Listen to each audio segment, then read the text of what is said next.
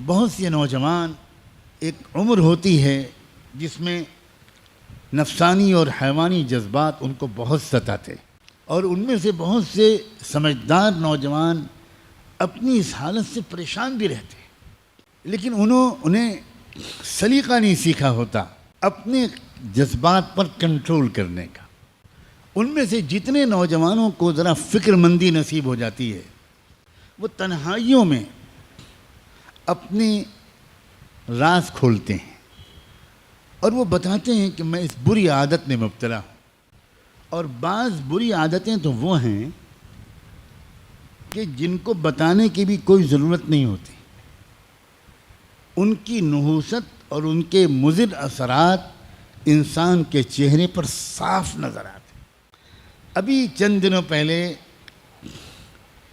ایک نوجوان میرے پاس آیا اور اس نے آ کر کہا کہ بہت پریشان رہتا ہوں، پڑھائی میں دل نہیں لگتا وغیرہ وغیرہ، تو دماغ بالکل سن ہو گیا ہے، کسی کام کے لائق نہیں رہ گیا ہوں، پتہ نہیں کیا ہوتا جا رہا ہے، مجھے کوئی عمل بتا دیجئے، کوئی دعا کر دیجئے، پانی پہ دم کر کے دے دیجئے۔ اب وہ بیچارہ کھل کے نہیں بتا پا رہا تھا، اور علامتیں بالکل صاف تھیں کہ یہ بیچارہ نوجوان یہ اپنی انرجی کو، اپنی طاقت کو یہ تنہائی میں اپنے ہاتھ سے ضائع کرتا ہے، یہ اس گناہ میں پھنسا ہوا ہے۔ میں نے اس سے کہا بیٹا ایک بات بتاؤ، کیا ماسٹربیشن کی عادت تو نہیں ہے تم کو؟ اپنے ہاتھ سے اپنی جوانی کی قوت کو نکالنا؟ بس ایک دم سے رو پڑا اور کہنے لگا حضرت 10 سال ہو گئے ہیں میں اس بیماری میں مبتلا۔ میں نے کہا بیٹا اپنے اوپر رحم کرو، اپنے اوپر رحم۔ سوچو تمہاری صحت کتنی خراب ہو رہی، یہ تمہاری یادداشت کا کمزور ہو جانا، یہ پڑھائی میں دل نہ لگنا، یہ کنسنٹریشن کا بالکل بار بار بریک ہو جانا، سستی، کاہلی، نوجوانی کی اس عمر میں بدن میں کمزوری، یہ کسی سحر جادو چکر کی وجہ سے نہیں ہے، یہ صرف اس عادت کی وجہ سے۔ اور پھر تم ابھی اپنے اوپر ظلم کر رہے ہو، کل کو جب تمہاری شادی ہوگی تو اس وقت تم اپنے اوپر ظلم کے بعد تم تو ہوگے شرمندہ، اور تمہاری بیوی ہوگی تمہارے ہاتھ کی مظلوم، اور پھر خاندان میں تمہاری بدنامی ہوگی۔ وہ بیوی 2-4 مہینے انتظار کرنے کے بعد اپنے گھر میں شکایت کرے گی کہ یہ شوہر میرے لائق نہیں۔ چھٹکارا دلوائیے اس میں۔ شروع میں ماں باپ اپنی بیٹی کو سمجھائیں گے، مگر کب تک؟ اس کے بعد بات کھلے گی، دونوں خاندانوں میں بات پہنچے گی، تم اپنے گھر میں بھی منہ دکھانے کے لائق نہیں رہو گے۔ شروع میں کچھ دن تک تمہارے ماں باپ تمہارا ساتھ دیں گے، کہیں گے کہ یہ بالکل جھوٹا الزام ہے اور غلط ہے، اور ہم پولیس میں رپورٹ کر، یہ سب تماشا ہوگا۔ بالآخر ڈاکٹر حکیم کے پاس جاؤ گے اور وہ تصدیق کر دیں گے کہ بالکل صحیح بات ہے، یہ لڑکا اپنی بیوی کے لائق نہیں ہے۔ تم اس زندگی کو جہنم بنا رہے ہو بیٹا، اپنے اوپر ظلم کر رہے ہو، اور یہ تو تم ابھی تم بھگت رہے ہو سزا، اور مرنے کے بعد کیا ہوگا؟ اللہ اس نوجوان کو ہمیشہ کے لیے محفوظ کر دے اور سب کو محفوظ کر دے۔ اس نے پھوٹ کے رونے لگا۔ اس نے کہا نہ میں پانی پہ دم کراؤں گا، نہ دعا و تعویذ کے لیے کہوں گا، آپ مجھے ترکیب بتائیے کہ میں اس سے کیسے اپنے کو بچاؤں۔ میں نے کہا بہت آسان ترکیب، بہت آسان ترکیب۔ دیکھو، خیال دماغ میں آئے گا، خیالات کے آنے کو شروع میں روکا نہیں جا سکتا، بالکل آئے گا۔ اب تو تم اتنے زمانے سے عادی ہو گئے ہو، لیکن خیال کو عمل میں تبدیل ہونے سے روک لینا یہ تمہارے اختیار میں۔ اور اس کی ترکیب یہ ہے کہ تم فوراً اپنی حیت بدل لو.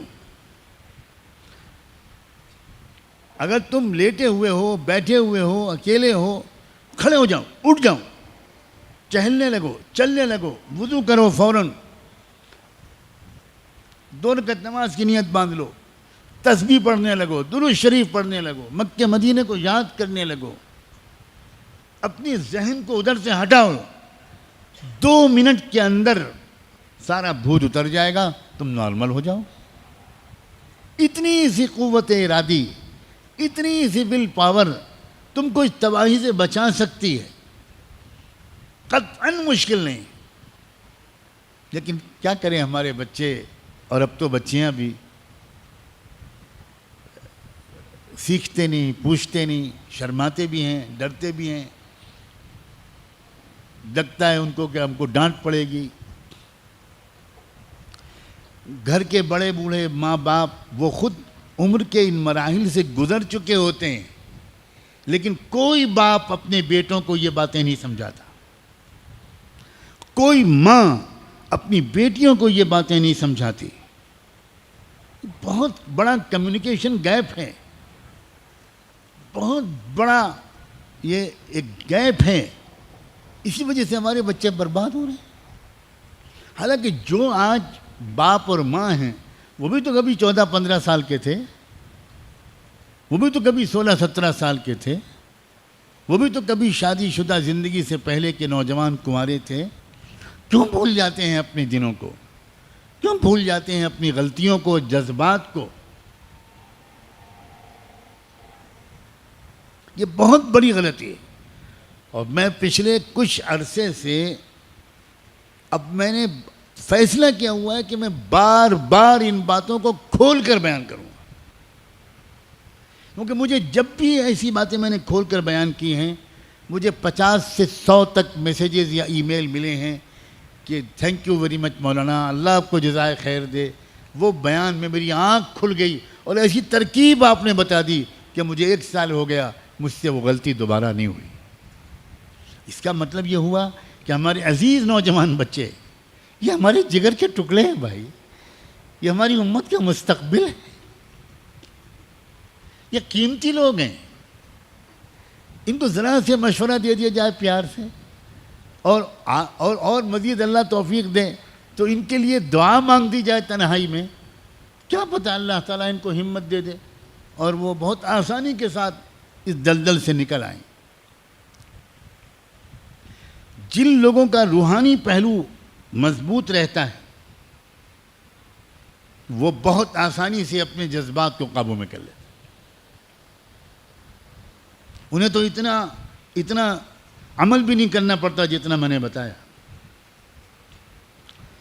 جیسے کوئی خیال ان کے دل میں آتا ہے وہ ایک دم سے استغفر اللہ پڑھتے ہیں، لا حول ولا قوت الا باللہ پڑھتے ہیں. حضرت یوسف علیہ السلام نے کیا کیا تھا؟ بھاگے تھے اور کہا تھا معاذ اللہ. اتنا ہی تو کہا تھا انہوں نے، معاذ اللہ، اللہ بچا لیجیے مجھے. بھاگے بھی اور دعا بھی مانگی. یہ بہت اہم اشارات ہیں. نقل مکانی، اس جگہ سے ہٹ جانا، پوزیشن کو چینج کر دینا، یہ سب روحانی قسم کی تدبیریں ہیں جن سے انسان بڑی آسانی کے ساتھ نفس اور شیطان کے حملوں سے بچ سکتا ہے.